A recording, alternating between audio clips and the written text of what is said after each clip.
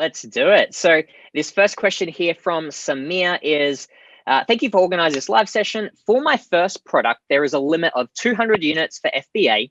I'm trying to order 500 units from the supplier in order to avoid running out of stock and then keep 300 units in a 3PL. Is this practical from an economic point of view? Is there a site to find a cheap and reliable 3PL other than that on Amazon services? Do you recommend one? So there's a few different parts of this. First up, unfortunately, when you've got a new listing, currently you can only send in 200 units. Hopefully they will lift that at some point. Amazon does state on Seller Central that it is a temporary limit, which I believe to be the case as well. I believe they're going to lift that at some point when they are able to kind of keep up with the volume that people are sending in. So you've got the best plan, send in 200 units now, keep the other 300 units at a 3PL. I think that makes sense. What probably would be most cost effective, and just chime in, Rolando, if you disagree, but it probably makes the most sense to send all 500 to the 3PL first, and then send the first 200 and then the next shipment all from the 3PL, rather than 200 straight to Amazon and the other 300 to the 3PL.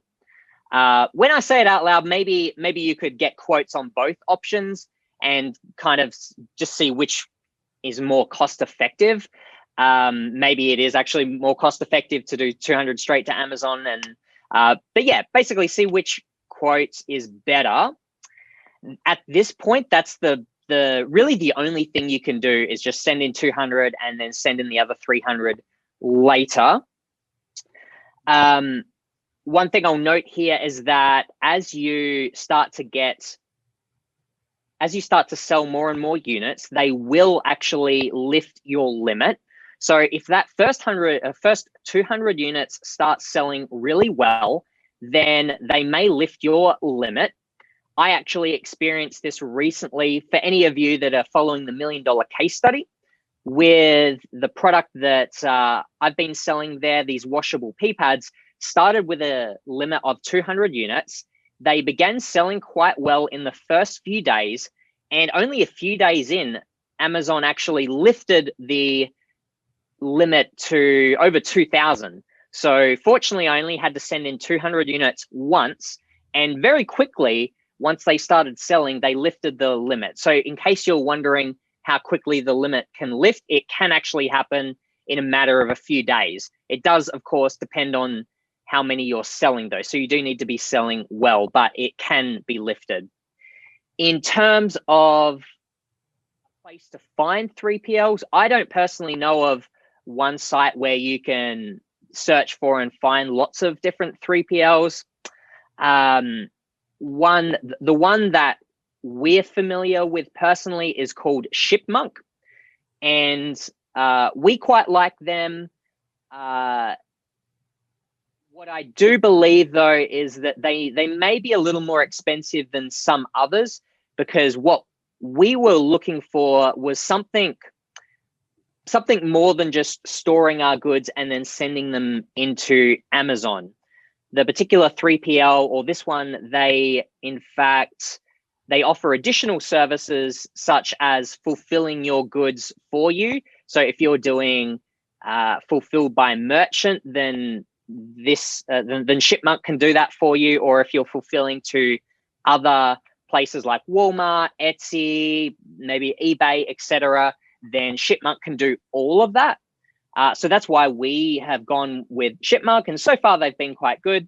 But you might want to shop around and see different options. There might be cheaper ones out there if all you need is just to store your Amazon inventory and then send that in every now and then. So yeah, unfortunately, I don't have a list to kind of share with you, but I'd say just kind of Google it or jump into some of, like Ask in Our Group, for instance, or another group that's quite good is the FBA Competitive Edge. Maybe ask around in there for a recommendation. And Lenny, just to add to that, I actually did drop an article that was posted by one of our Amazon selling experts, Brian. And so, yeah, check it out. It's in the comments section. And I believe it was also one of the replies from one of our representatives. So yeah, there's a few options there that they talk about, ShipBob, Chipmunk, and a few others. But it is a matter of getting in contact with them and really vetting the different ones and the different options, because everybody's situation is different, right? You might be sending in 1,000, but another person might be sending in 5,000 units. So different outlets cater to different shipment volumes. So that's why it's very critical to do that initial vetting process and really find which works best for you. Many of them are going to be competing against each other, so prices might not change a whole lot. They might not vary a whole lot. I think the bigger concern is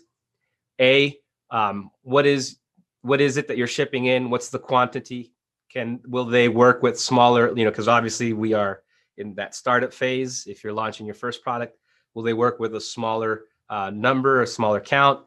And then I think the second question is maybe where's the warehouse located, one of their initial, because that will save you. If you're shipping from China to the United States, typically it's going to come through California, through LA in particular. That's a big import or a big port, I should say. So do they have a warehouse in California? That way you're not having to ship all the way to North Carolina, say, for that initial inventory being just kind of warehoused. So that's very important. I will say with Chipmunk, they do have a warehouse in California, in LA directly. And then from there, once it's in the warehouse, then of course you would use Amazon's partner carrier program, because they do give a deep discount. And essentially from Amazon, they will go pick up the units and then ship them to Amazon's warehouse. So yeah, that's typically the method that would be recommended if you're going the 3PL route. Cool. All right, next question is from Mariama. How soon does it take to be eligible for Prime for FBA sellers? Let's see. As an FBA seller, you should be immediately eligible for Prime. Correct me if I'm wrong there, Rolando. I'm not sure if there's That's my understanding. I'm not sure if you're talking about something else called Seller Fulfilled Prime, which is something that I'm not super familiar with, but essentially it's where you are able to fulfill yourself, but get access to the Prime benefits, or be able to have your listing appear in Prime results. That's also something we have. I believe we've got an article on how to get Seller Fulfilled Prime.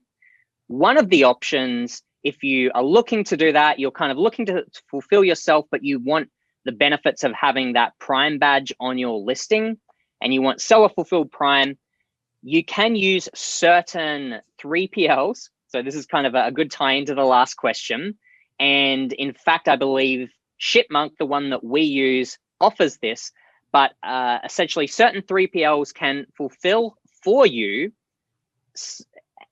but allow you to be Seller Fulfilled Prime, which means, you get the benefits of the Prime badge. So maybe we can drop in a link for that one if you want to learn more about that. But otherwise, if you are just an FBA seller, then your listing immediately has the Prime badge and is eligible for Prime. That's why we love Amazon FBAs, because you immediately get that benefit. A lot of shoppers on Amazon are Prime members, and they love buying Prime products because they get that free 2-day, 1-day shipping, same day, etc. So hopefully that answers your question. Next, how can I get a Jungle Scout rep to review my listing? Feel free to reach out to us is it support@Freedom Builder Bootcamp, Rolando? What's the best email to reach out? That would be the best email, just because what happens if you go through that domain or whatever you want to call it, your emails are going to be prioritized. Remember, as a Freedom Builder Bootcamp member, there's a lot of perks that come with it, and that's one of them is that you're essentially going to be put top of the queue when it comes to emails that are submitted. So if you do have any requests, including trying to get the listing review, you'll want to go to support@freedombuilderbootcamp.com, and they'll get back to Awesome. you with arrange that, I should say. One key thing that I will recommend when you're going through that process, make sure that your listing is everything that you want it to be. In other words, it's not a draft, it's the final version that maybe your products haven't arrived, but you at least have the images that you either paid for a photographer to do or the ones that you've worked on. You want to make sure that those are up. You want to make sure that you have all your keywords and your bullet points, title, all that really, finalized, because it really makes no point to provide a draft version that essentially, there's going to be a lot of things needing to be done versus the finalized version and getting real targeted recommendations for that. Cool. And then Mariama's next question, do I need to make any changes to my packages or listing to be approved to sell in Canada or the UK? So for the most part, I would say no, but keep in mind that you will likely need to change the FN SKU. So in the UK, for instance, you will have like a completely separate listing. So that will need a different FN SKU on it. So that's just how Amazon identifies that product. So that will change, but I don't think anything else unless your product has some kind of, it's a food product or it's a particular product that has certain certifications, you may need to check if there's anything specific required in the different countries. But for the most part, otherwise you won't need to change anything else on your packaging except for the FN SKU that identifies it in that particular marketplace. Is there anything else you'd add to that, Rolando? No, I mean, the rules apply the same, though. You do need to indicate on the packaging that it, like the country of origin. So that's just probably the only other thing that I would suggest. Cool. But the rules are fairly the same, just the FN SKU, and that's it. That should do it for you. All right. Then Mariama has, can you explain the buy box and why it is important? Now, one of these days, I'm going to get good at explaining this in an easy way. But essentially, multiple sellers can sell on a listing on Amazon. Amazon likes to only have one listing for a product, but multiple sellers can sell on it. By default, there's always a default seller on that listing, and that is the buy box owner. If you've got 5 different sellers, whoever is in control of the buy box is sort of the default owner or the default, owner, I'll say, for lack of a better term, of that listing, so that if you just go and click add to cart or buy now, that is the seller that gets credited with that sale. You would actually need to click into this little box that says other sellers and select a different seller for it to be attributed to another seller. So that's what the buy box is. It's basically who controls that listing at that particular time. And it can change. Different sellers can own the buy box because each seller can set their own price for that product. And without going too in-depth into it, price is generally one of the bigger factors that helps determine who owns the buy box. Also, whether you are offering it as an FBA product or an FBM product, generally Amazon will favor FBA products. And so that seller is maybe more likely to own the buy box. Now, how is this actually useful and why would you use that? If you're doing the private label model where you're creating your own brand, branding your own product, you won't really need to worry about this because there shouldn't be any other sellers. There shouldn't be anyone else selling your product unless you've authorized them to do so. So private label seller doing FBA, you really won't need to worry about this for the most part. Really, this is more applicable if you're doing retail arbitrage, or say the wholesale method, where you're selling someone else's product, and there might be a number of authorized sellers that are all competing to win the buy box. That's when it's more applicable. So hopefully that answers your question in terms of how to increase your chances of winning the buy box and so on. That's kind of going into a whole new topic. But if you want to learn more about that, then maybe head over to the Jungle Scout YouTube channel, type in wholesale or retail arbitrage. We've got a couple of videos there that talk about those models and how to succeed if you're considering one of those business models, because that's more where it's applicable. Hopefully that answers your question. Awesome. And let's see here, where do we leave? I'll tackle the next one here. Looks like it's from Rachna, and it says, hello, I was gathering some information on 3PLs because of the 200 inventory limit at Amazon. A third-party fulfillment company provides with a secure place to store your inventory and a service to handle shipping out your orders. My question is, do they only warehouse and send products to Amazon FBA warehouses when inventory falls below a certain level? I mean, can we use them only for warehousing excess inventory and not picking, packing, and shipping individual orders? Fulfillment of orders still done by Amazon FBA. And that really kind of falls back on what we were talking about earlier, is that every 3PL service is not made the same. They all have a business model. Some will be able to do it all, right? They will pick, pack, and ship your product, and you could connect it to your Amazon, seller account, and it just communicates on the back end, right? And so when someone orders on Amazon, they fulfill your order at your 3PL service. Others will, and they'll only, and some might only focus on that. They will not warehouse your goods, and because of course for them there's also the added benefit of the fee that they could charge for pick, packing, and shipping. It kind of benefits. It's a win-win either way, because typically their shipping rates might be even less than Amazon, or their storage rates overall in the long term might be a little lower than Amazon's.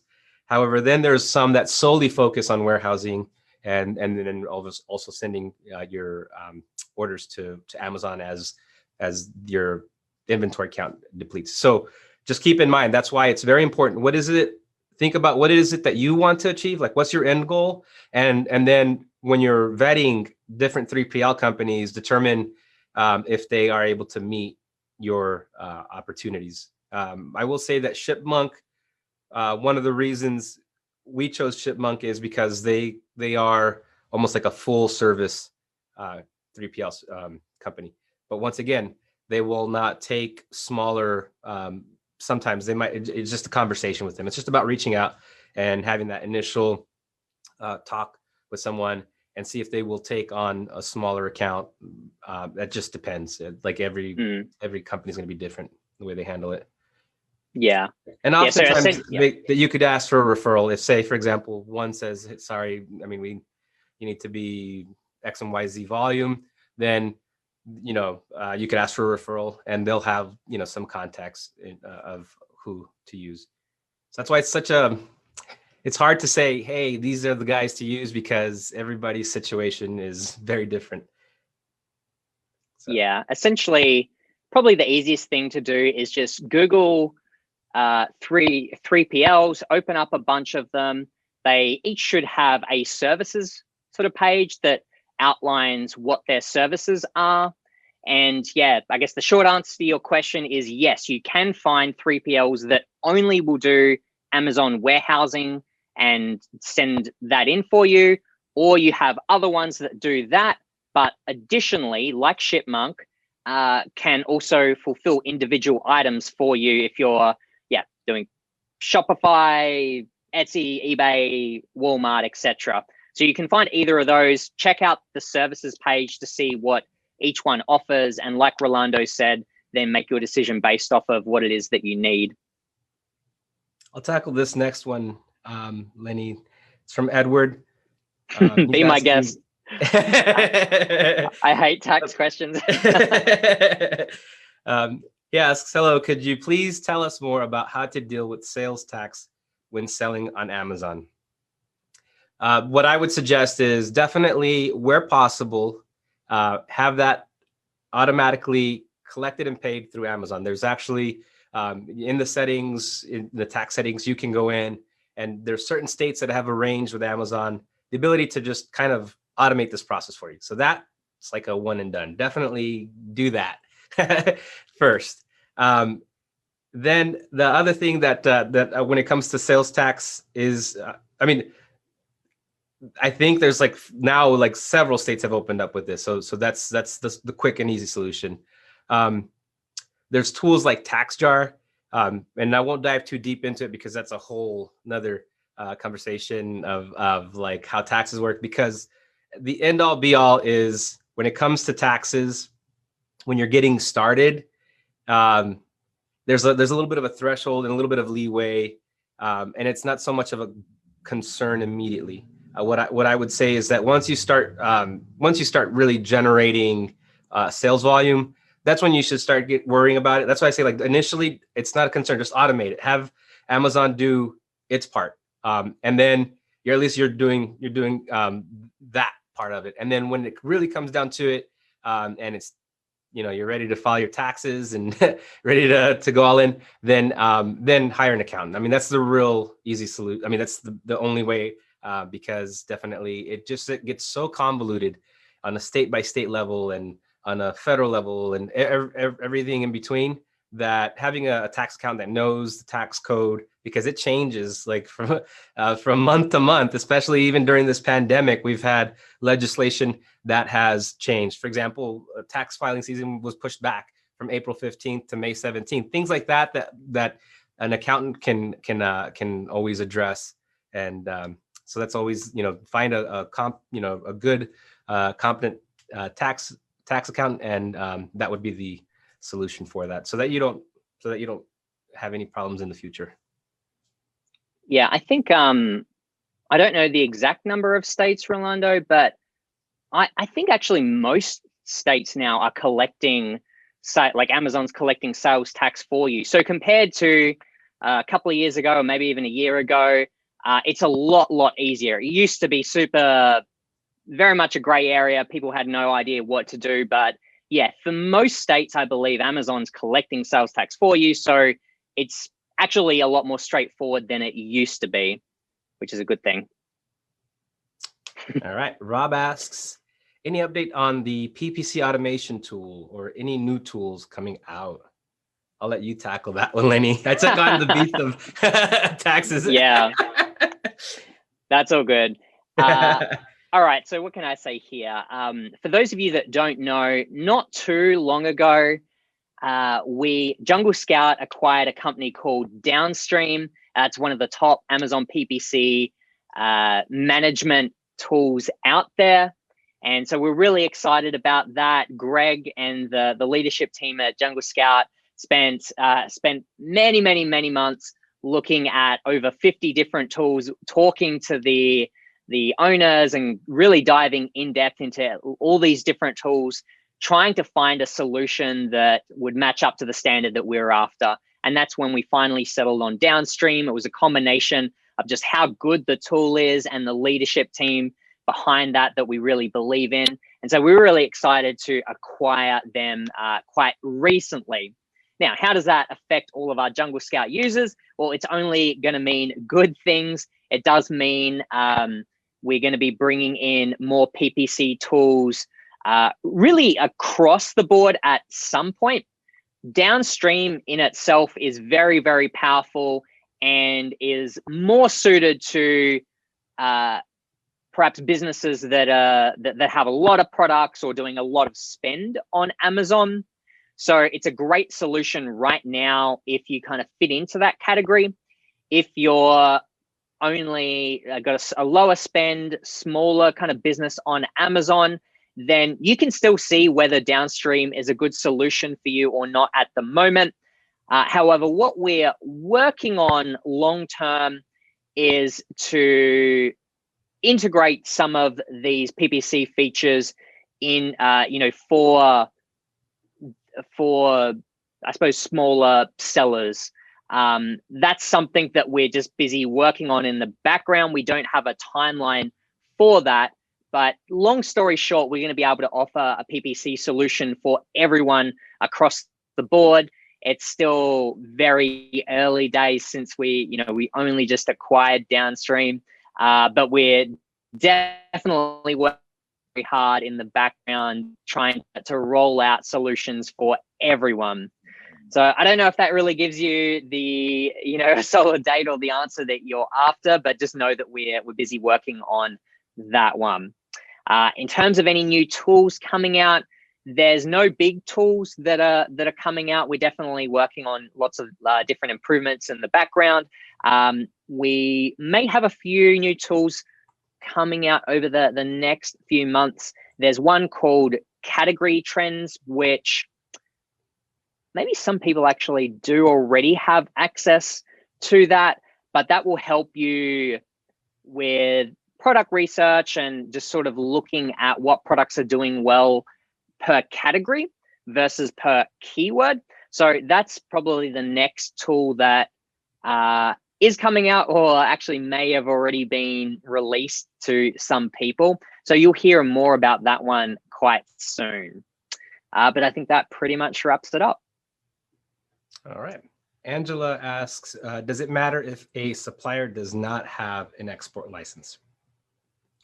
Typically, when it comes to that, I would be a little skeptical, only because it just determines like the length and breadth of how much exporting this supplier does. So with that said, that would indicate that probably not a lot of volume, which could end up determining how long it's going to take for the supplier to produce it and ship it and slow all that whole process down. It's not a deal breaker because it isn't a requirement of U.S. Customs. It's just, but it is one of those things where a very well-established supplier will make that added effort to do so, only because of the volume that they're dealing with and the ability that they may even offer the ability to send it to the States, end to end. That's not uncommon. So I'm not saying it's a deal breaker. Just look at simple, and sometimes in Alibaba, you can actually look at these metrics as to what countries they're exporting to and, how many, what's the volume like to the United States, if that's your market, the United States in particular. If you see that it's more catering the United States, then you're probably okay. If you're seeing that a lot of the volume is coming to the United States, as opposed to like very little coming to the United States and everything and the rest of the world is being covered. So just keep that in mind. Gotcha. Does the text and A+ content help you rank? I believe that text, because there is metadata that you have to put into images. There is the description fields. I believe in some way they impact that. We could never know for sure. We know for certain that the title, the bullet points, and your backend search terms matter.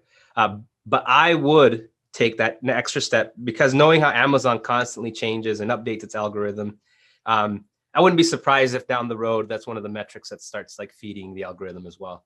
So yeah, for example, you have an image, put that alt text in that image that says what is happening, dog playing or dog peeing on wee wee pad. Lenny would, so like putting that alt text there's a reason why they put that field. It may even be just for accessibility, which once again, that's a good user experience. Someone that has to have documents read to them because they can't, they just can't see it. And so, things like that just create a better user experience. So I would do it. I know a lot of people like to just put text in images. I would discourage that.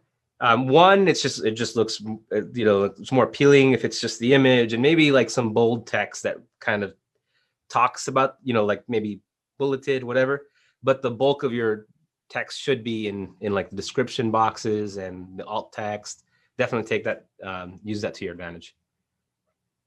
Yeah, I agree, Rolando. Essentially, it's not confirmed by Amazon, but I would just approach it that, it doesn't hurt to add keywords into everything, file names, that alt text field, in A+ content. I'm pretty sure, just in personal opinion, that Amazon is to some degree using all of everything available, all the text and so on, to kind of help the user experience and help try to position the right content, or the right, listings in front of them.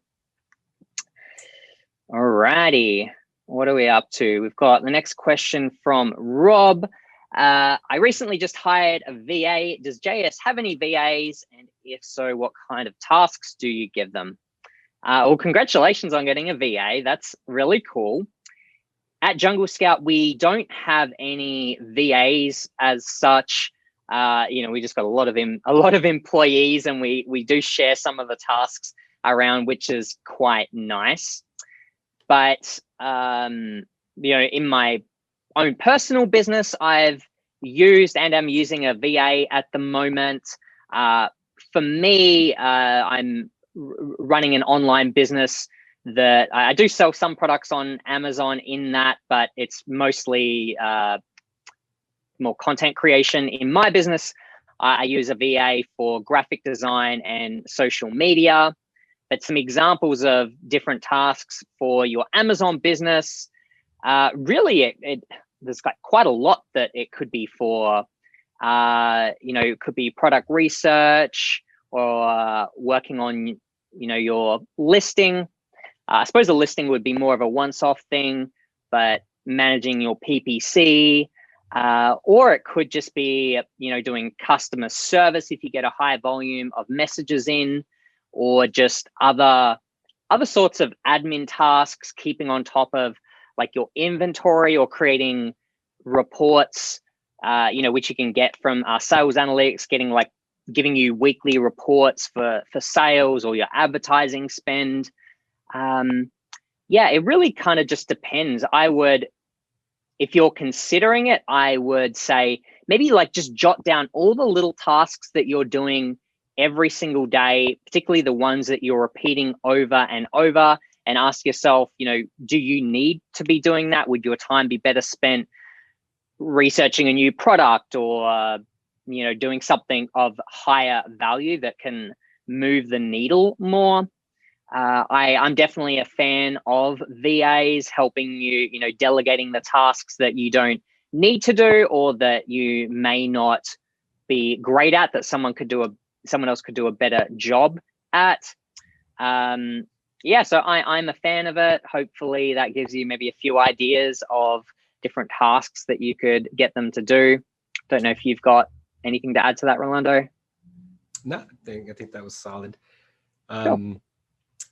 Let's see here. So Rob has the next question. I'll tackle this one because okay. Yeah, I don't know the answer to this one. I'm looking for an accountant to do my taxes. What's an average cost for a business accountant? So this is one of those kind of touched on this earlier, but I would say the starting rate or the starting cost typically to do a tax return and this is just I'm trying to garner different experiences, would be about $200 is the starting rate. However, that's the starting point. Now it depends. Everybody's tax situation is so different, right? You might have them specifically for your personal tax returns, your business tax returns, and then you might have stocks, bonds, mutual funds. Everybody's situation is going to definitely be different, and that means that they will continue to tack on for the different. If you're going to itemize your tax deductions, then they're going to, that's an additional fee. If you're going to take a standard deduction, so on and so forth. So that's why I say that it's it's not, there is no average at all. I would just say a starting rate typically for an accountant is going to be 200 and then upwards from there. But on the flip side, you want to hire somebody that is competent. You don't want to go for the lowest,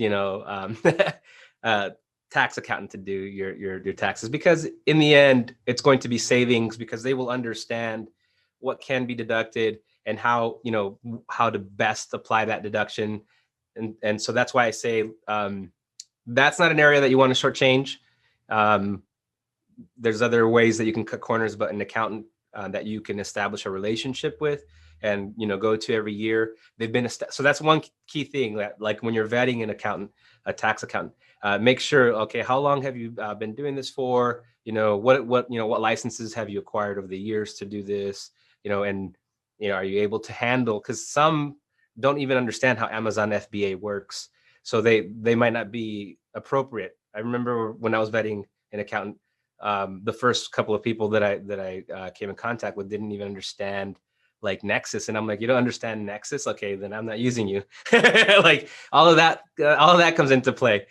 So that's why I say, like, and that's probably a good question to ask. You know, do you understand, like, Nexus? You know, Nexus taxes, and if they don't understand it, then move on to the next one.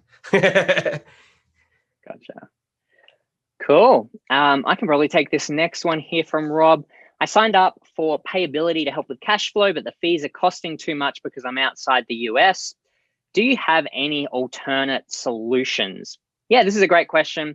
So I believe with Payability, essentially, rather than the every 2 weeks that you get your payout from Amazon, Payability will help you get cash on I don't know how often it is, but more often than every 2 weeks, like maybe daily or in advance, essentially is the idea to help you with cash flow, because that is definitely one of the challenges of an Amazon business, that you only get paid out every 2 weeks. In terms of alternate solutions, I don't have heaps because I haven't really played with this. If you are in the US, and I know you're not, but if you are in the US, a slightly related option is kind of, I don't know what it's called, like Amazon leasing or something, where Amazon can actually offer you a loan, which is a little bit different to what you're saying, but that can help with cash flow. But I think that's limited to the US. Another option that might be able to help you, Rob, is Payoneer. And I haven't looked at this recently, but I was talking to the guys at Payoneer a little while back, about like about a year ago. And they were just rolling out a new feature at the time that works very similar to Payability, where they essentially, if you're using Payoneer to receive your payments from Amazon, based off of the payments that you receive, if it's high enough, they've got like this payment advance program where they basically will loan you the amount that is due to come in from Amazon, or maybe it's like maybe based off of the last payment that you received, but they have some sort of feature that will pay you in advance so that you can, just to assist with cash flow. Very similar to Payability from my understanding. So Payoneer is the one that I'd recommend checking out. Again, I haven't looked at it in quite a while, so I'm assuming that they still have that feature, but it did sound really cool, addressing this problem of, Amazon cash flow. And the great thing about Payoneer is that it's available to everyone selling outside the US. Payoneer is one of the options that I would recommend to anyone selling outside of the US, because it allows you to have a US bank account, which is quite difficult to set up if you are outside the US. And you can make payments to suppliers. They give you a debit card, so you can use that to make payments for different services. So that's my main recommendation. All right. Looks like Angela has the next question here. Cool. And she's asking, I'm looking at a product that will be used to serve food. The product has an organic paint type coating. Do I need to do FDA testing? If so, do I need to do FDA testing for each shipment? My recommendation here would be yes, because it's going to be food service related. And I would suggest it only because for potential liability reasons of your business, and just to kind of cover your bases. And I would also do it every time, just because of the nature of how, I look at things from a liability perspective, and like that's why typically we recommend products that are simple, that aren't going to have many moving parts and so on and so forth. And when you're dealing with food related type products, it kind of exposes you a little bit more to liability. If you want to play it safe, that's, you pay, a couple $100 to get this test done, and you're good to go. I don't know if every time it's necessary. If the test results come back, fine, or the first time, then you're probably good to go. But if, let's say, for example, you're having to kind of have a back and forth with your supplier, then maybe one, maybe not use them, or two, then you might want to do it on a consistent basis. I think typically doing any type of inspections or really involve, how did it go the first time? Was it fairly smooth, or was it a really a difficult process to get things as needed? And that's kind of that's why I say that initial inspection is going to be the most vital. Yeah, I'd agree. Just in general, anything food related is a little bit trickier, which is why personally I avoid those types of products in general. So I would definitely agree with Rolando and say, err on the side of caution, get it tested each time. And I think that's great advice, Rolando, of assess how it went the first time, and that can help you determine whether this is something you want to continue or not. All right, we got 10 minutes, so let's kind of smash through these. Heads up for everyone, I think we're almost at the end of the older thread, and we are about to jump into the new thread where our video is. So don't worry, we are gonna try to get through as many of those as possible. So this next one here is from Samir. May I put my brand name on my product before registering my trademark? It seems cheaper this way to register the trademark anyway. Yes, you can. That's what a lot of people do. We often say you don't need to get a trademark and you don't need to do it immediately either. You can do that down the track. So definitely you can put your brand name on your product to begin with without purchasing the trademark. All I'll say though is it's a good idea to check if that trademark is available and do at least some kind of research, because if you are intending to trademark it, then yeah, you might as well do the checks up front to, hopefully have a good idea that the trademark is available, so that if it's not, then, maybe consider changing your brand name. All right, so there's one question down here from Gabby, but I know that one was just added. I will come back to that one, but we'll jump down to the other thread here. So it looks like the first one here I can see, is that 32 comments? Oh, well. So we'll have to plow through these. All comments. Yeah. No, wait. 8 minutes to. All right. All right. So this is going to be like a lightning round. It says 32 comments, but I'm not seeing that many. Anyway, the first one I'm seeing here is from Anna, who says, I have my own company in Croatia. Do I have to have a company in the US so I can sell there on Amazon? Or can I register on Amazon with my company in Croatia? So again, I'm not a legal expert here. The best thing to do would be to get professional advice on this. But the short answer from my experience, yes, you can use a company or entity from your own country, or you can use an LLC or an entity in the US.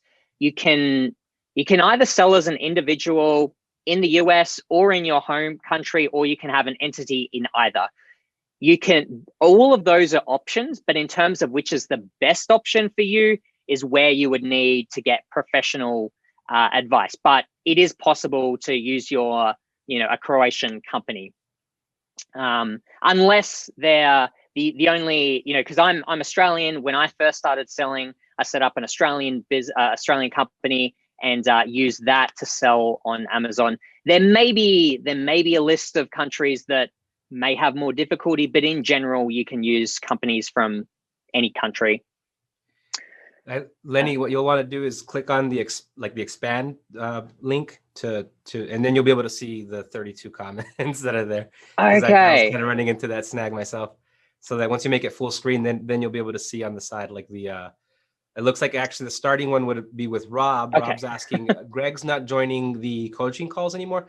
He will be joining the coaching calls, but as I announced early on the start of the recording, we actually are moving to a weekly coaching weekly coaching sessions.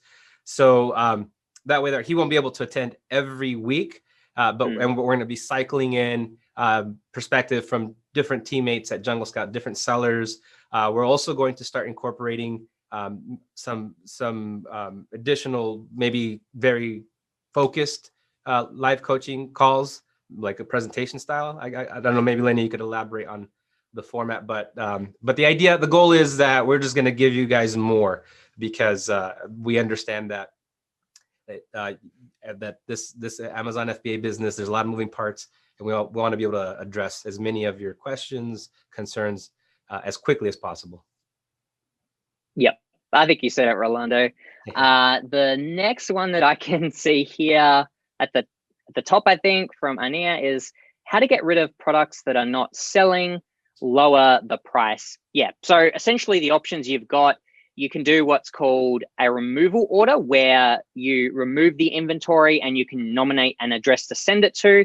You can do a disposal order, where I think you pay a small fee and Amazon, or you pay a fee for each of those, but the disposal order means Amazon will get rid of it for you. Now, why would you do that? It might be because it just mightn't be cost efficient to pay to get it sent to you, because you mightn't have anything to do with it. So remove it, dispose it, or you have the option of lowering the price, maybe turning on PPC a little bit, and trying to offload the stock that way. So those are your three options. All right, Brett has the next question, it looks like here. Asking, in the PO template, asking for a discount every 7 days of delay. Do you actually get suppliers to sign that? I get a lot of pushback on that. The template is just that, it's a template. You can add and remove what ideally the point is to convey that that this is time sensitive and that you want it processed in order. If you have a good rapport with them, you could remove that. It's just there because just to put a little pressure on them. And in fact, like, I've never had to enforce it.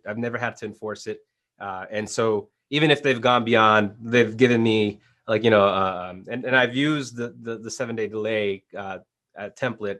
That's the one I use, in fact. And so, but I don't enforce it. It's just more of a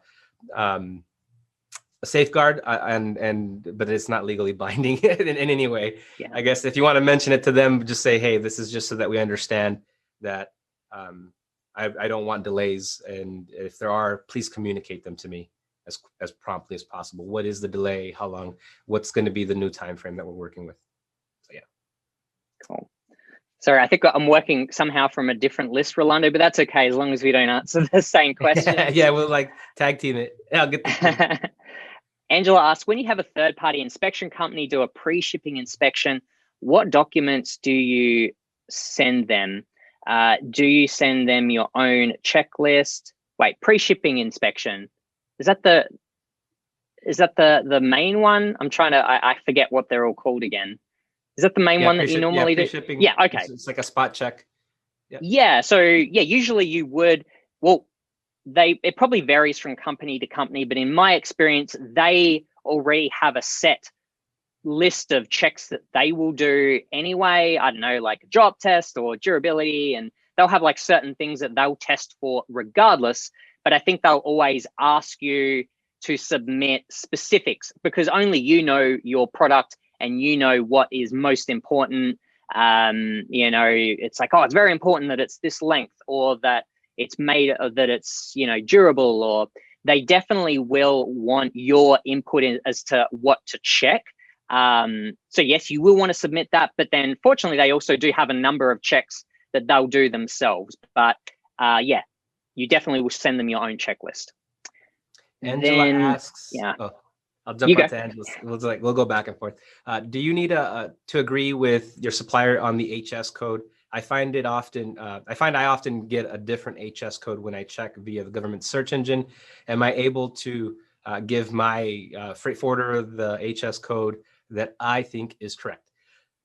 That is the correct answer. It's going to be more important that you supply to your freight forwarder than your supplier, because your freight forwarder is going to create all the documents necessary to get your items imported correctly. So, and they will be, and they will cross-reference, and they'll do their due diligence. They should, at least, your freight forwarder. That's kind of the end all be all. So you just, work with them on that. Your supplier probably, could have it wrong. All right, the next one I can see here, I'll take these next couple. Rob asks, how do you get the Amazon Choice Badge? I don't personally know of a way to get it. I believe it's, probably just a combination of like sales volume and, Amazon's algorithm to kind of get that. I personally don't know of any way to get it, but basically the more you're selling and probably the higher your conversion rate, all that sort of thing will kind of play into that. Angela asks, do you recommend having emojis on your listing? How do you add emojis? This is actually a cool one. Rolando and I were talking about it recently, but I do like adding emojis to my listings. I've added them. Generally, I just sort of add them subtly to the bullet points because I find that they makes them stand out a little bit.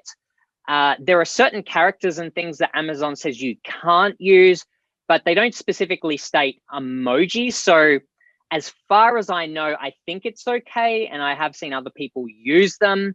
I don't know, maybe there are other people out there that have differing opinions, but from what I can tell, they are okay to use. From an aesthetics point of view, I would recommend, if you are going to use them, just to use them subtly. Don't use like hundreds of different ones. The way I've used them is I've just used like a little, like one emoji, a check mark that goes into each of my bullets, or maybe you could choose, a different emoji that maybe matches your product a little bit better, but I would use them sparingly. In terms of how to do that, there's a cool little Chrome extension that I use called Joy Pixels. And essentially that's an extension in Chrome. You click it and you can type in the name of an emoji, and you'll be able to copy that emoji and then paste it into whatever you're doing. So that's how I get them to show up. I'll just add to that real quick because we have two different school of thoughts, me and Lenny, and this is what we're talking. I think it comes down to the user experience at the end of the day, right? Like if it is like a pet-friendly product, people might have a little lighthearted spirit. Like if it's an office product, emojis might not apply. So that's why it really comes down to the user experience, and the way to determine that is just to run a split test. Like that's the ultimate way to determine if emojis are or not practical for your listing. I personally, I don't like emojis just because that's just me. And Amazon does not penalize you for them, but yes, definitely not in your title though. Like you cannot use them in your title. You cannot use characters or different types of characters in your title, but in your bullets you can. I just say, think about it from your customers, like put yourself in your customers' shoes. If it's a product that's like, lighthearted, like I said, like the product that Lenny's launching on the $1 million case study, it makes sense, right? But maybe like an office product, an office supply, doesn't make sense. It's a more professional. So understand your audience and cater to your audience. And the way to really hone in on it is to do a split test. For 1 week, run your listing with bullet points.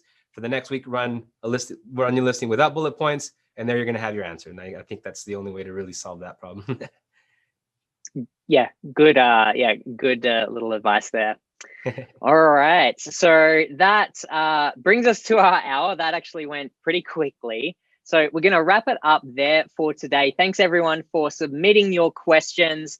I know that there's some that we didn't get to, but remember, if you missed the announcement at the start, we are going to move to a weekly schedule. So that means we're going to be doing more of these. We're going to have some other guests, sellers, Amazon sellers from the Jungle Scout team who have also contributed to the FBB content behind the scenes. It'll be super exciting to have them come on and share their experience. But the net result is you're going to get more coaching and live Q&As like this moving forward. So we'll be able to answer a lot more of your questions.